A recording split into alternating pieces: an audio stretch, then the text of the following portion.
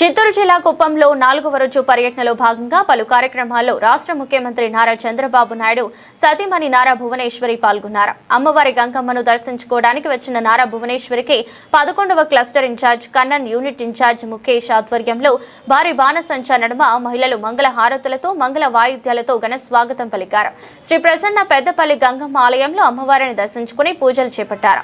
అనంతరం ఆలయ ధర్మకర్త శివకుమార్, ఆలయ కార్యనిర్వాహకులు వెంకటేష్, ఆలయ కమిటీ సభ్యులు నారా భువనేశ్వరితో మాట్లాడుతూ ఆలయంలో తరచూ పెళ్లిళ్లు జరుగుతూ ఉంటుందని, ఆలయ ప్రాంగణంలో పెళ్లిళ్ల కొరకు కళ్యాణ మండపం ఏర్పాటు చేస్తే బాగుంటుందని రాతపూర్వకంగా వినతి పత్రం అందజేశారు.